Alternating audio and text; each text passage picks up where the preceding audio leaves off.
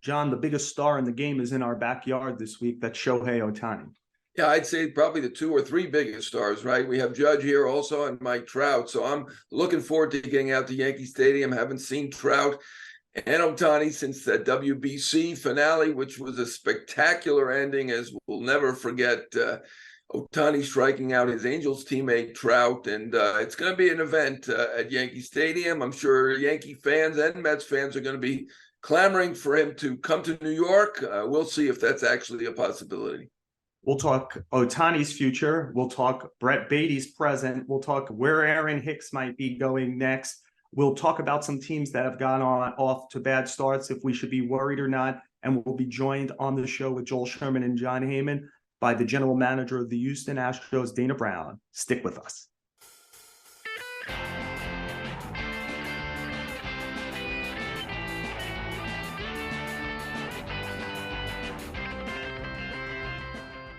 John, we had a significant transaction in the last week in New York, and that's Brett Baty joining the Mets roster.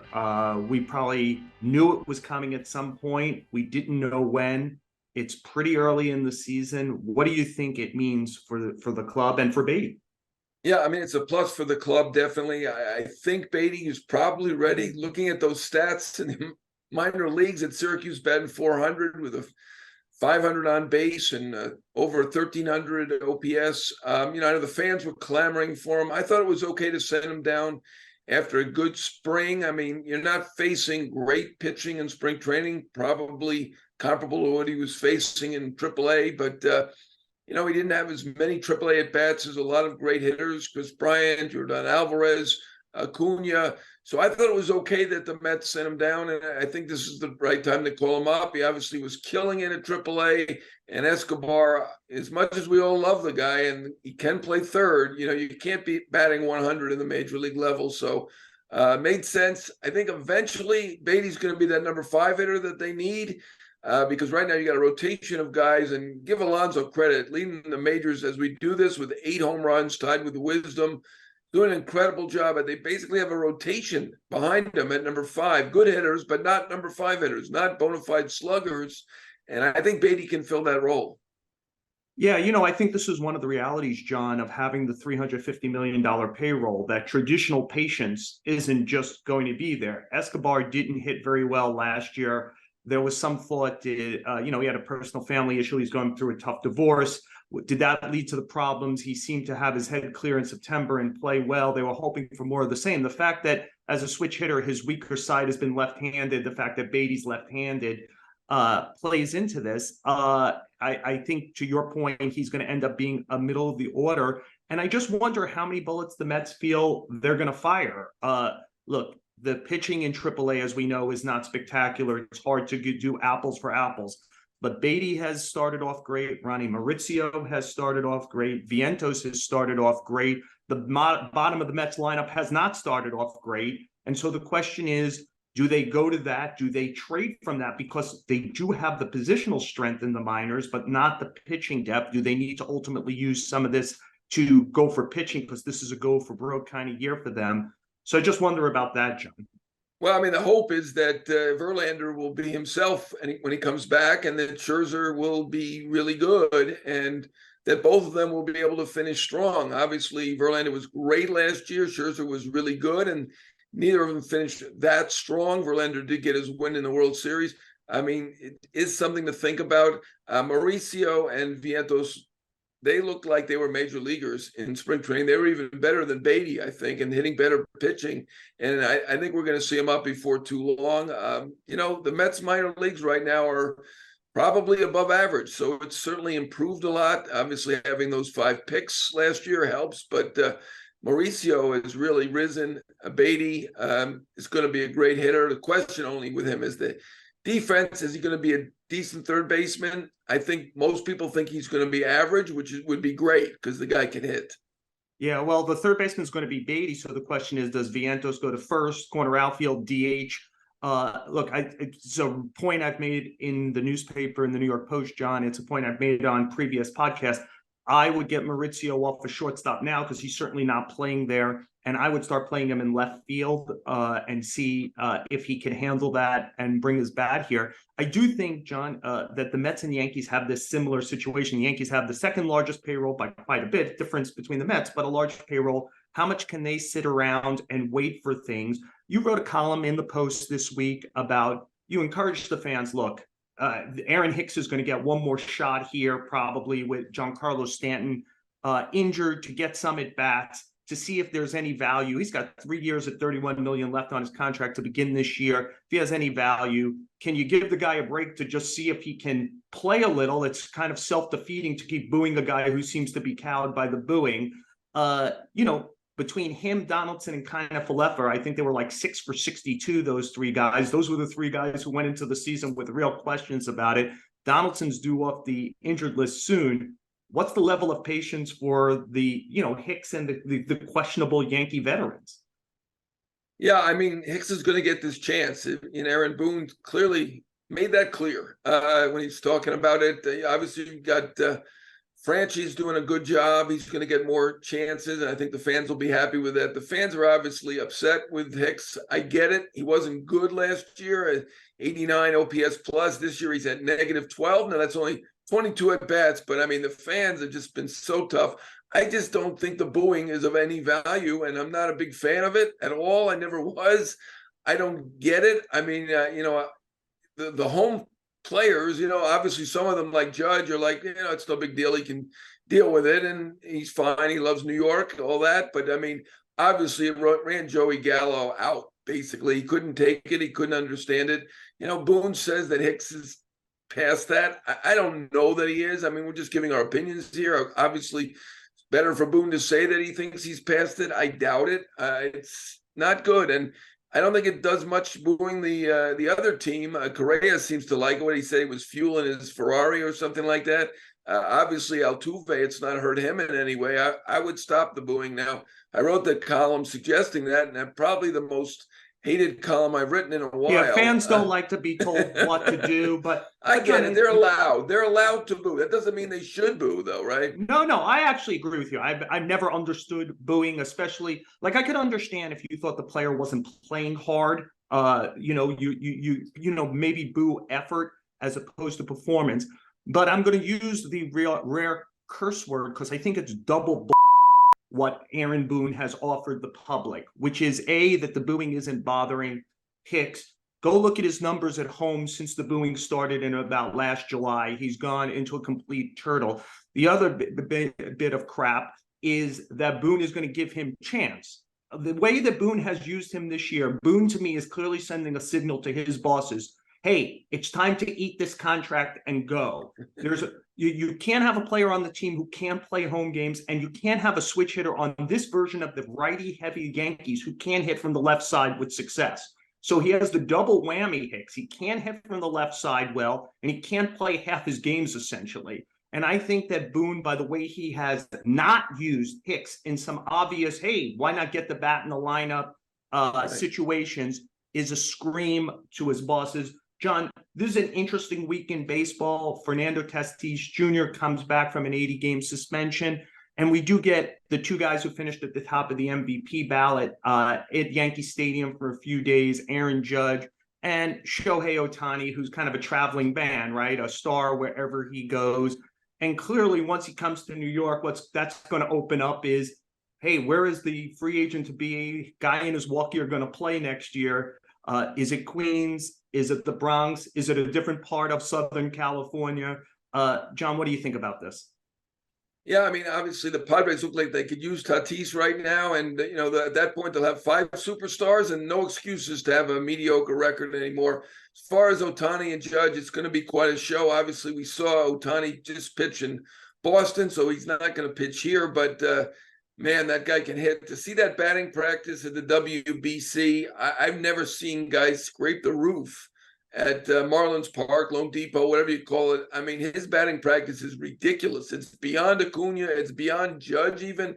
I mean, he's superhuman. He is somebody we have never seen before. I think Judge had the best offensive year I've seen, and you're a little younger than I am, so you didn't see it, but the best offensive year since Carl Yastrzemski in 1967.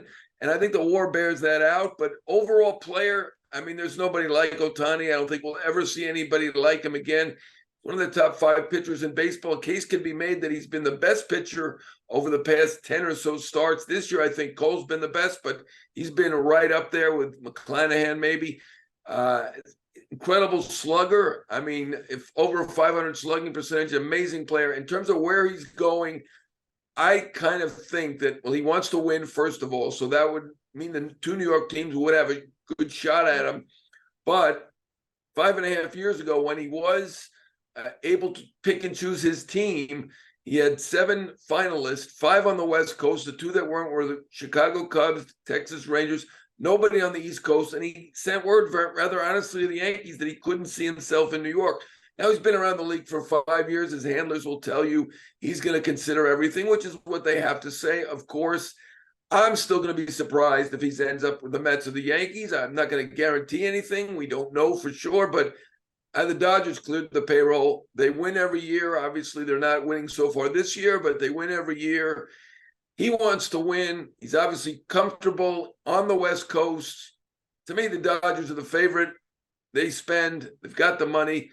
I would say the Padres might be a second choice, maybe outside Seattle. I'm not going to rule out Anaheim. I think they'll give it a shot, but I do think we're going to speculate on this a million times before it's over about New York and everywhere else, but I'm going to be surprised if he ends up in New York. Yeah, John, if he wanted to win so much, he shouldn't have signed with the Angels in the first place.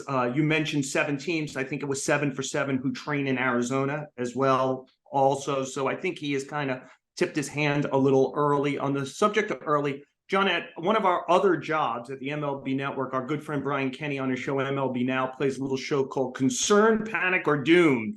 They have copyright. So this has nothing to do with it. We're going to play Worried, Alarmed, or Disaster. Okay. All right, sounds so good. Right now, as we speak, the White Sox are 6-10, minus 23 run differential. John, worried, alarmed, or disaster? Well, I can't say disaster. I said they would be better this year. I'm going to pick that middle, alarm. They weren't good last year. They were a 500 team. Everybody blamed it on La Russa. I mean, he should never have walked anybody intentionally at 1-2. Certainly made that mistake, but maybe they just are around a 500 team. I'm shocked looking at the names they've got. I think they should be better, but I would say we're at least alarmed. At least I am. I'm going with disaster, John. I think this is an accumulation of talent and that they're no good at playing baseball. The hope under the new manager, Pedro Grifol, was that they were going to play better baseball than under La Russa. We haven't seen it yet. Their pitchers are second in number of walks issued. Their hitters are still all free swinging stars, third fewest walks, most swings out of the strike zone. The bullpen is a disaster. I think that they're a disaster. I get it.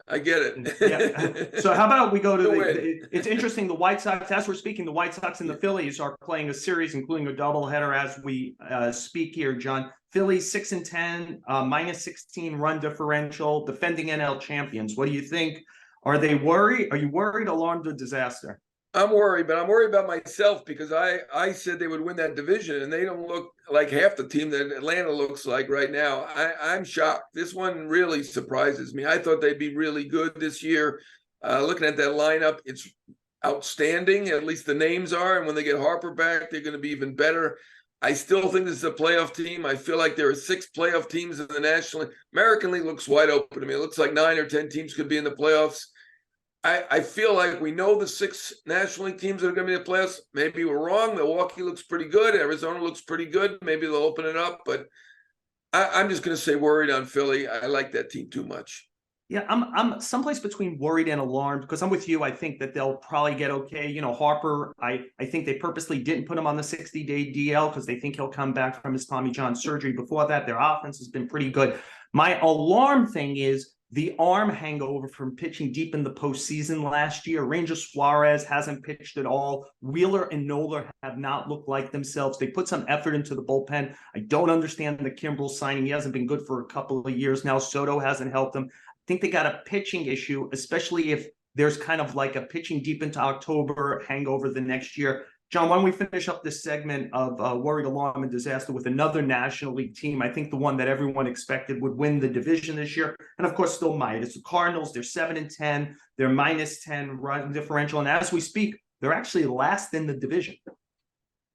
Stunning. I'm just going to say worried because the Cardinals are good every year. I do think, they were out the most cooperative team in the WBC. I think they had 18 that agreed to go, 17 eventually played. They had guys on Italy. They had guys on all sorts of teams that you wouldn't expect.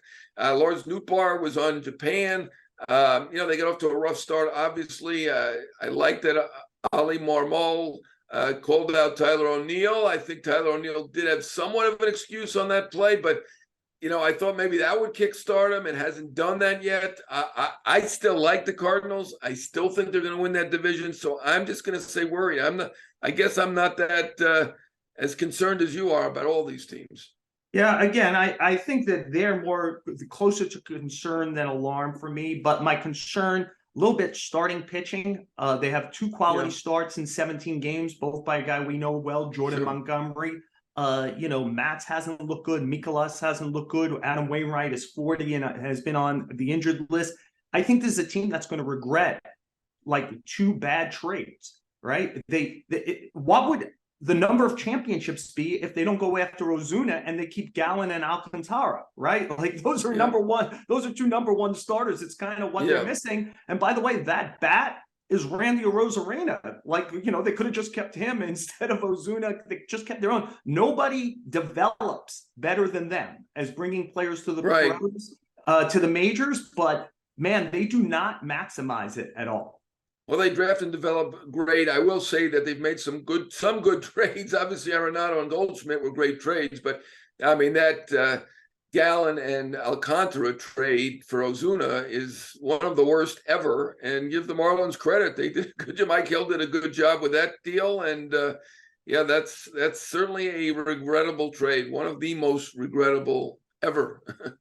Another team that hasn't gotten off great this year, John, is the defending World Series champions, the Houston Astros. They're under 500 as we speak.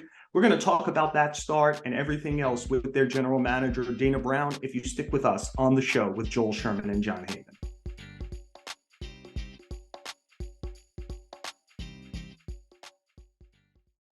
Welcome back to the show with Joel Sherman and John Heyman. And we're pleased to be joined by Dana Brown, the general manager of the Houston Astros. Dana, you got the job late in January, been involved in the sport for over 30 years. And I wonder, as a way to kind of ask the first question here, is just you're joining an organization kind of late in an off season, and it's an organization that's won the last 6, has gone to the ALCS the last 6 years, won 2 World Series, including the last one. How do you walk the line between, hey, this is my job and I want to have impact, and I'm already coming to a team that is very, very successful? Yeah, I feel very fortunate that I'm coming to an organization like the Astros. The team is in good shape. The starting rotation's good. The bullpen's good. We have some bats, that are really good. We do have 2 big bats that are out right now, Altuve and Brantley. But at the end of the day, it's a really good situation. I'm very fortunate to be in this situation. I put a lot of years in to get to this point, though. But I'll, at the end of the day, I'll try to help to make an impact the best way I can, use my baseball mind and some of the baseball people around me. And with some of my, assistant GMs, we'll try to keep this thing rolling. Dana, before you came on, Joel and I played a game.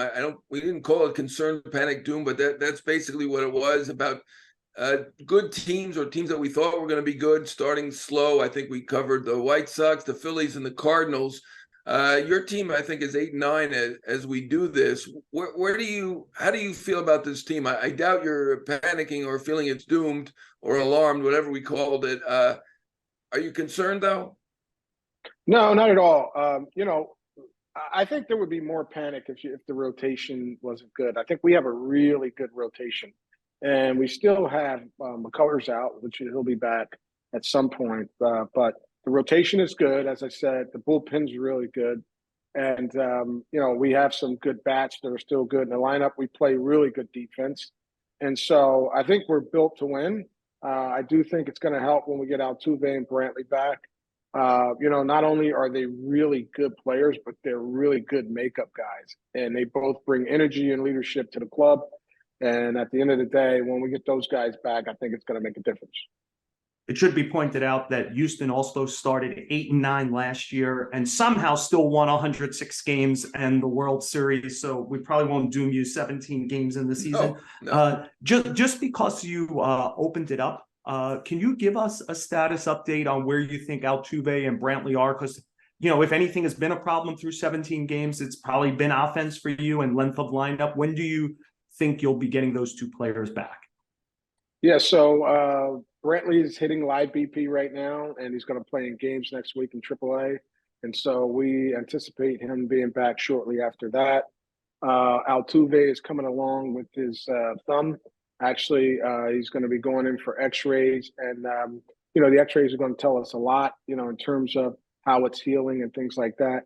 And so, but the mobility of the thumb is really good. There's zero pain or discomfort. So our trainer, JR, is really optimistic, about his return.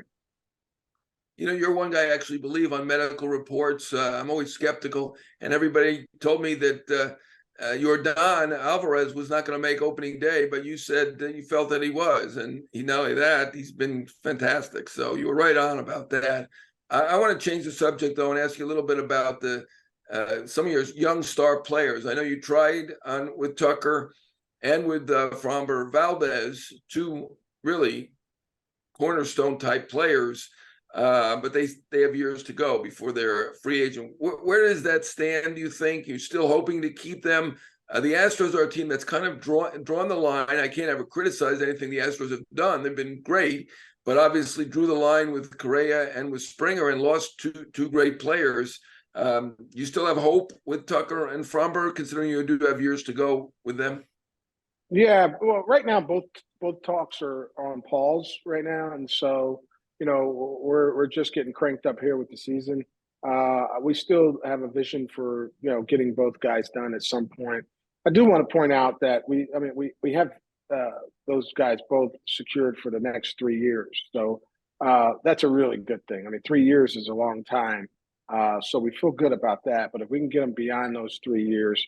Of course, because they're big core pieces, that would be exciting to us. But to have them for 3 and be in talks right now, not right now, but to get back into talks later, that could be something that's very, very positive. So we feel good about those guys, and we know how important they are to the club. Danny, we're talking about moves you could make to secure the future. Probably your biggest move in the offseason was predated when you came. You outbid a couple of teams. San Diego, Cleveland really wanted Jose Abreu. You guys got him 3 years, I think $58.5 million. He has not gotten off well this year. No homers, his batting average has struggled. You're a scouted heart. You have expert eyes. What are you seeing from him, and is there any concern about it? Yeah, well, he passed the eye test for scouts, and he passed the makeup test because he's an outstanding human. And he definitely passed the power test, so he's got big power. I think it's just a matter of getting his timing right.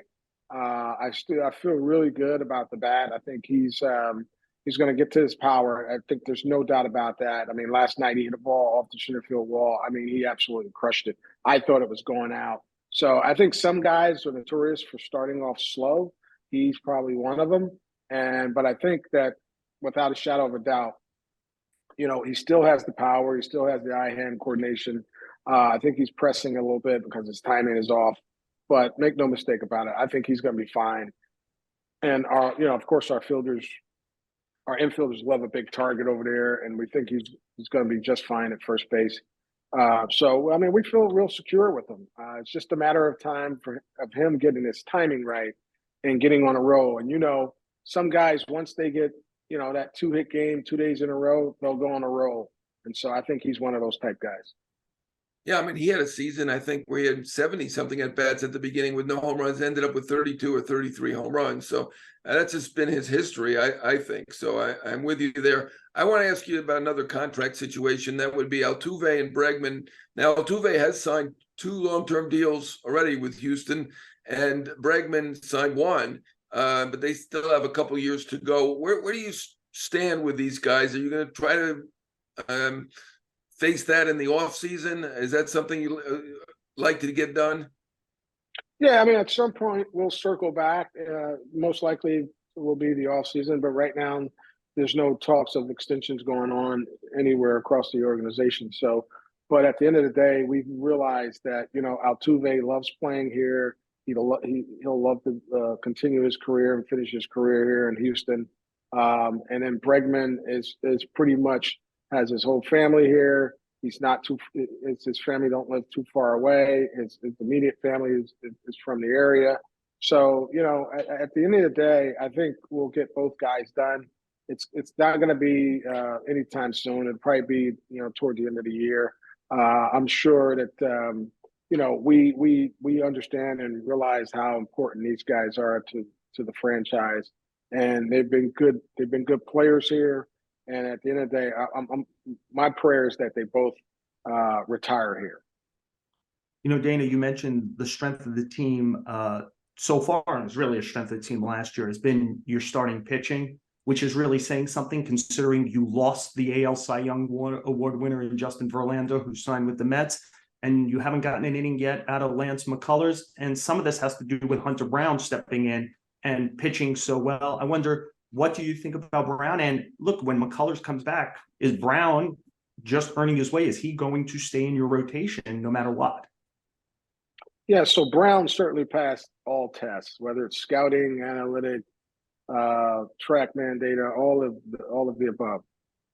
He's a young starter with fire in his belly, and he's, as far as I'm concerned right now, he's a big part of our rotation. I mean, we'll have to cross that bridge when we get there in terms of what we do. Do we go to a 6-man rotation? I do want to point out that I wasn't here last year, but last year these guys had a 6-man rotation for parts of the season. Their starters were well rested. Their bullpen was well rested, and I think when they got to the postseason, it showed up.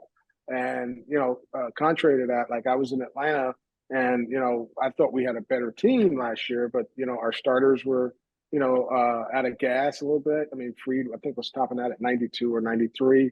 And so, if you can expand the rotation to 6, you can give guys rest and you can keep them healthy throughout the year. And then McCullers comes back. We'll see where he fits in and how long it takes for him, to really get his innings extended. I think, when you have starter depth, that's a really good problem to have. That's something that I love dealing with, because if you have starter depth, you have a chance to go deep into the postseason. You certainly have a chance to win your division. So, that's a good problem to have, and we'll cross that bridge when we get there. But make no mistake, Brown is really a big pillar in our rotation. I want to ask you about your career. I asked Omar, one of your good friends, Omar Minaya, name some guys that you helped draft, and he sent me a list of about 300 guys who I think they're all major leaguers. So that's a pretty good record, but including Harris, Grissom, Strider with the Braves, Bichette, Syndergaard, Musgrove, Zimmerman's, even Chris Young, the other GM in Texas. You were the guy who drafted him. I'm wondering, I wouldn't say I was surprised when you got the job, but I mean, you've been in baseball a long time. You've been a great scout. It's interesting that you join an organization that's been really at the forefront of the analytics movement. Tell me a little bit about the interview, how it went. I know that you were teammates with BGO with Seton Hall. Did that at least give you a foot in the door before the interview? Did you think this was a good fit right away? And, just a little bit about your own. Also, if you could, and I'm known for my long questions. I know you. This is going to set the outdoor world record. I know you interviewed with the Mets. So tell us a little bit about what happened there. Yeah, so I'll start off with the Mets thing first. It was my first interview, and I went in and I was excited about it. I do think, I still had some things to learn. I got a chance to learn through the interview process, and, which prepared me for my next interview, which was Seattle. And then after I did the Seattle interview in 2015, the Mets interview was 2010. And so, at the end of the day, I think that both of those interviews really helped me. It set me up in a position that, I got with Alex Anthopoulos after he worked with the Dodgers. We both started to understand the analytic process a whole lot more. And then, getting this job now and understanding it's an analytic organization, I think if you can match analytics and scouting and somehow coordinate that, and I tell these guys here all the time, hey, I'm going to stay in my lane as a scout.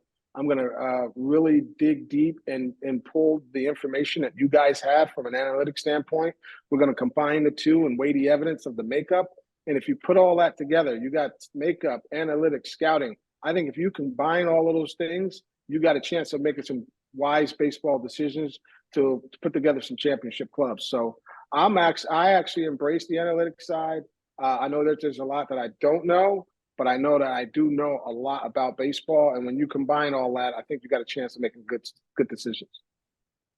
Dana, one of the things from the outside, and you and John both hit on it, was this idea of maybe Houston veering away at least somewhat from the analytics, which seems interesting because there is no more successful team over the last 5-6 years. Again, 6 straight ALCS, 2 championships in that period. Does it seem strange to be veering away from something that has been so successful? Yeah, it would be strange. I would say that there's zero chance we stray away from analytics. I would say that what we would do is we would use our baseball minds as baseball people, and then we would apply the analytics and where that makes sense to make wise decisions. I think there's zero chance we just do away with analytics. I think there's sometimes as a scout, I've been a part of it. I've scouted it a long time. I've been in the game for 33 years. There's times I go into the ballpark and I see a guy throwing 94 to 97 and he's getting hit all over the place. And I'm like, what is going on with this guy? But then when you apply the analytics to the TrackMan data and different things like that, and you may say, hey, this fastball doesn't have many traits to it. And then you understand the fastball is not as lively as you see on the radar gun. And so when you combine good scouting information with good analytic information and good makeup information, I really believe you have a chance of making some wise decisions. And we apply the same thing in the draft. And, we did that a lot in Atlanta with Alex. And we really started getting some good major league players. We took Strider in the 4th round because Strider had good fastball traits. The makeup was pretty special. And, he was good to the scouting eye. And you know what? We feel like we made a good decision there. But I think there's zero chance we get away from analytics. Tell me about Dusty. He doesn't talk about his future. Would you like him back? Is it dependent on him?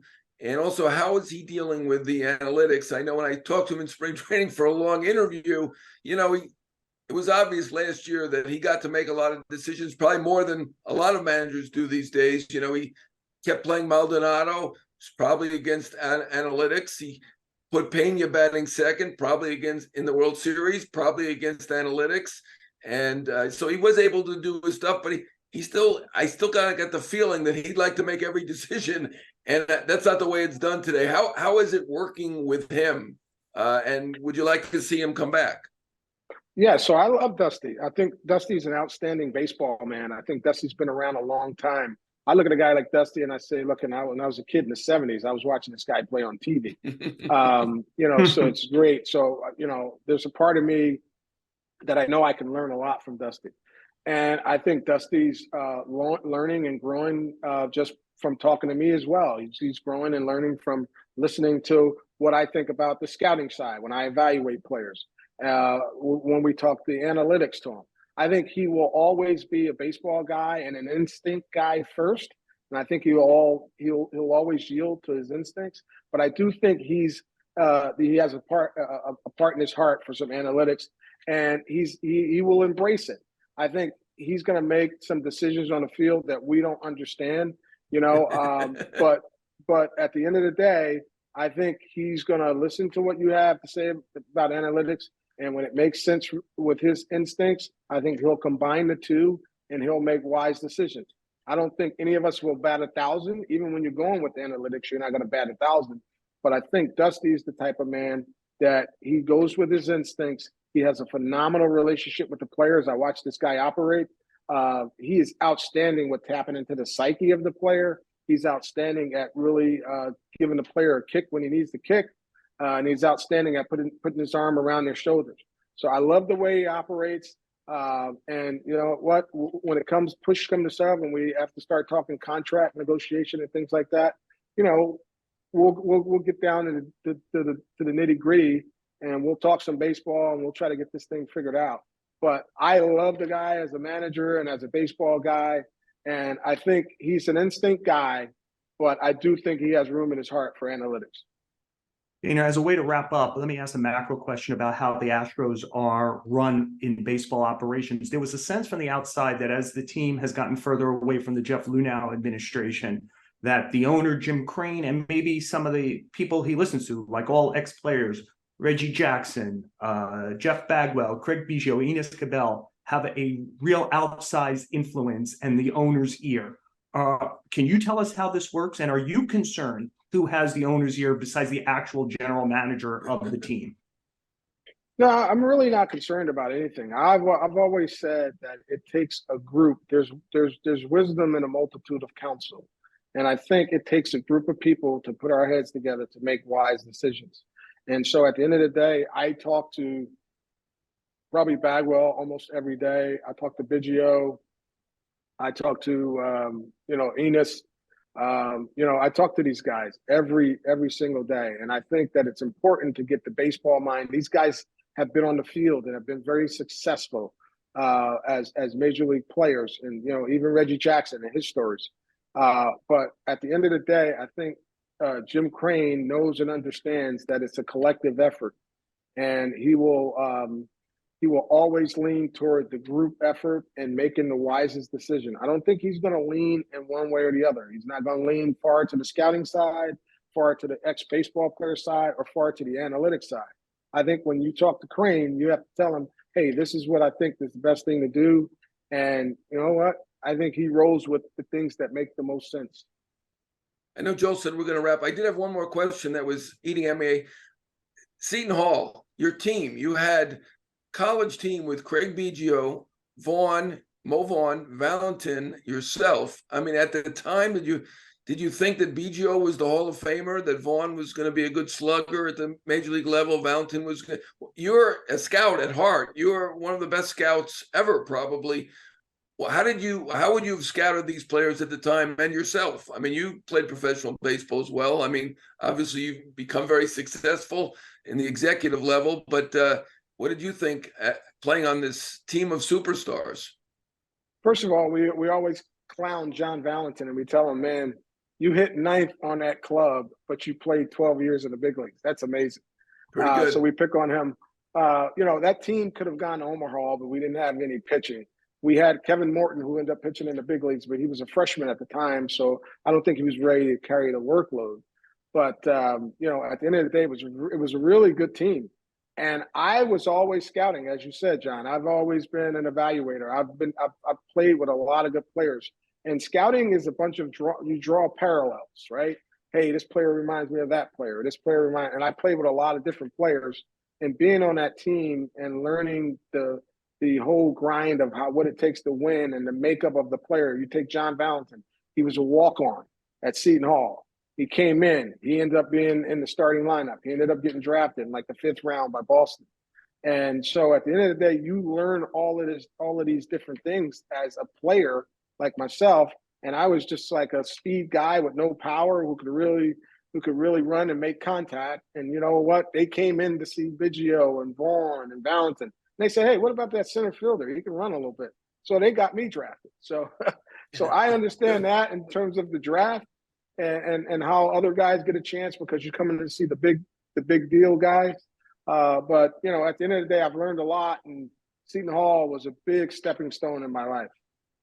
Well, the center fielder became a scout, became an executive, worked for a couple of clubs, and now is the general manager of the Houston Astros, the defending World Series champion Houston Astros. And Dana Brown, thank you so much for joining us on the show with Joel Sherman and John Heyman. Thanks, Joel. Thanks, John. I appreciate that. Back on the show with Joel Sherman and John Heyman. John, as usual, we close it by playing hit or error. I got another error this week. That's, I think, 2 or 3 in a row for me. Ohtani on the mound in Boston. Now, the Angels did win that game, so it worked out nicely. The forecast was not good. I mean, I would not take any risk with this guy. He is the greatest thing we've ever seen, probably, as a baseball player. You know, he was out there throwing, there were delays, and then it looked like a swimming pool on that mound, and they cleaned it up a bit, but it was still raining, and he threw another inning. I was just afraid. I was fearful. I mean, he's not in my employ. It doesn't really matter to me, but to me, I would do everything to keep him healthy. I don't know whether they thought, well, we got to pitch him in Boston because he's actually pitched in New York a couple times and he hasn't pitched well, so we're not going to delay him for Yankee Stadium. Or they were on a bit of a losing streak there. We needed to win this game. I'm not sure, but if they read the forecast, they saw the raindrops, I would have gotten him out of there as quickly as possible. Worked out okay, but it made me nervous. Yeah, John, for me, I'm going to go for a hit.